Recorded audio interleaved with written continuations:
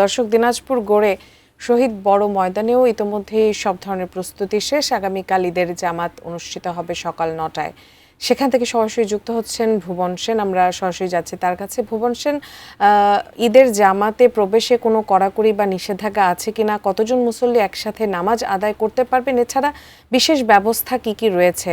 বৃষ্টির একটি সম্ভাবনা রয়েছে, সেই ক্ষেত্রে আর কি কি ব্যবস্থা রয়েছে জানাবেন সব মিলিয়ে।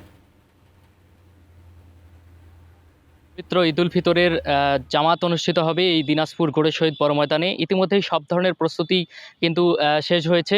আপনি জানেন যে এশিয়া মহাদেশের অন্যতম বৃহৎ ঈদগাহ ময়দান আয়তনের দিক থেকে এই দিনাজপুর গড়ে শহীদ ময়দান ইতিমধ্যেই বিভিন্ন ধরনের প্রস্তুতি যেগুলো নেওয়া দরকার জেলা প্রশাসন এবং পৌরসভার পক্ষ থেকে সেগুলো কিন্তু নেওয়া হয়েছে। গত কয়েকদিন ধরে শতাধিক শ্রমিক কিন্তু এই মাঠে কাজ করেছেন।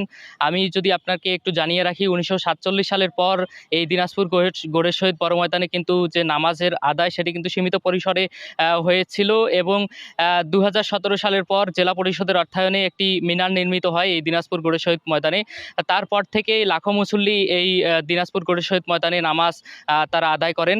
আমি একটু আপনাকে জানিয়ে রাখি, গতকালকে দিনাজপুরের সদর ৩ আসনের সংসদ সদস্য সৈয়দ জাহাঙ্গীর আলম এবং জেলা প্রশাসক রফিকুল ইসলাম এবং দিনাজপুরের পুলিশ সুপার জেদান আল মুসা তারা কিন্তু এই মাঠ পরিদর্শন করেছেন এবং এই মাঠের চারপাশে যে ২০টি দরজা প্রবেশপথ রয়েছে, এই যাতে মুসল্লিরা লাইন সারিবদ্ধভাবে যাতে মাঠে প্রবেশ করতে কোনো ধরনের বিশৃঙ্খলা সৃষ্টি না হয়, সেক্ষেত্রে আইন শৃঙ্খলা বাহিনীর যে মেটাল ডিটেক্টর সেটি কিন্তু বসানো থাকবে প্রতিটি প্রবেশ পথে।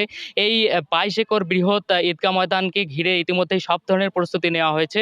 ইতিমধ্যেই আমরা দেখেছি কয়েকদিন ধরেই সাদা চুন দিয়ে সবুজ ঘাসের উপর এখানে কাতারের লাইন সোজা করা হয়েছে এবং রোলার দিয়ে মাঠ সোজা করা হয়েছে এবং এখানে যাতে মুসল্লিরা নামাজের খুতবা নিরবিচ্ছিন্নভাবে শুনতে পারে তার জন্য ১০০টি মাইক এখানে বসানো হয়েছে।